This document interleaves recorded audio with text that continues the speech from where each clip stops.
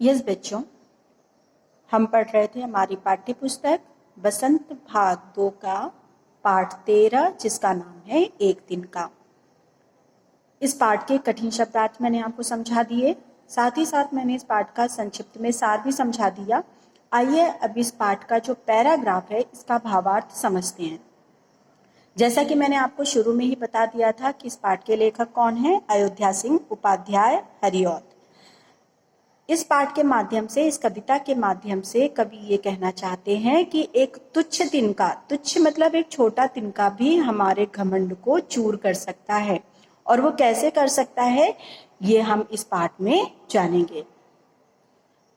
कवि कहते हैं, मैं घमंडों से भरा ऐठा हुआ, एक दिन जब था मुंडेरे पर खड़ा, आ अचानक दूर से उड़ता हुआ, एक तिनका आंख में मेरी पड़ा।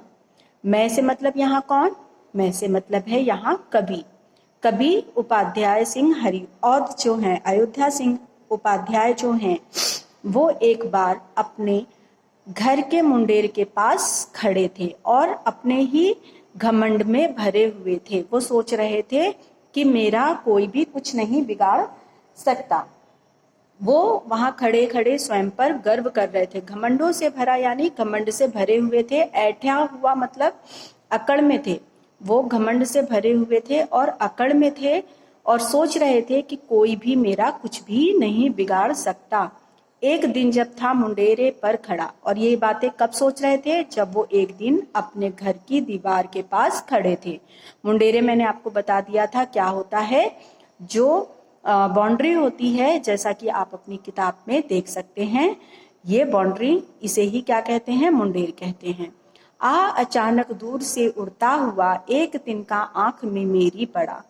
जब कभी ऐसा सोच ही रहे होते हैं, अपने घमंड में भरे हुए, अपने पे अकड़ दिखाते हुए कभी ये सोच ही रहे होते हैं कि मेरा कोई भी कुछ नहीं बिगाड़ सकता, और अपने ऊपर घमंड करते हैं, तभी अचानक, अचानक मतलब एकाएक या अचानक से, ठीक है, दूर से उड़ता हुआ, दूर से कहीं उड़ता हुआ एक घास का टुकड़ा उनकी आंख में आ पड़ा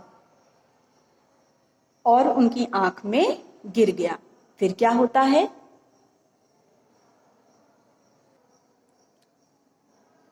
मैं झिझक उठा। झिझक मतलब होता है संकुचा उठा। अचानक से मैं बेचैन उठा, झिझक उठा, हुआ बेचैन सा। बेचैन सा मतलब बहुत ही परेशान, दर्द में डूबा हुआ सा हो गया जैसे ही मेरी आंख में तिनका पड़ा। तो इन पंक्तियों में कवि ने क्या कहा है? इन पंक्तियों में कवि ने कहा है कि मैं अपने घमंड में डूबा हुआ खड़ा था और मैं ये सोच रहा था कि मेरा कोई भी कुछ नहीं बिगाड़ सकता। तभी एक तिनका दूर से उड़ता हुआ आया और मेरी आंख में पड़ गया।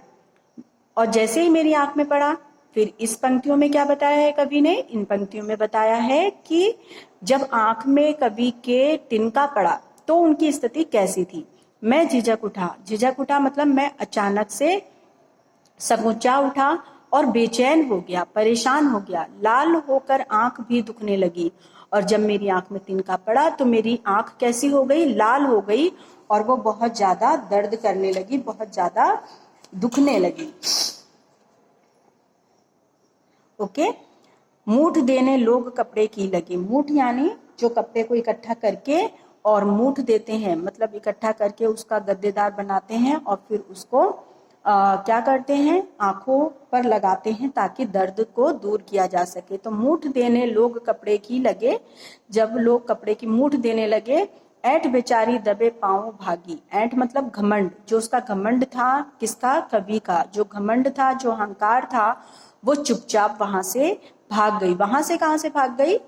कवि के हृदय से, कवि के मन से, जो अभी किसमें डूबा हुआ था? अहंकार में डूबा हुआ था। तो इन पंक्तियों में कवि कहते हैं कि जैसे ही उनकी आंख में तिनका गिरा, वे बेचैन हो गए, क्योंकि अब दर्द के कारण उनकी आंखें जो हैं वो लाल होकर दुखने लगी। कवि का स्वयं के ऊपर जो शक्तिशाली होने का घमंड था वो टूट गया।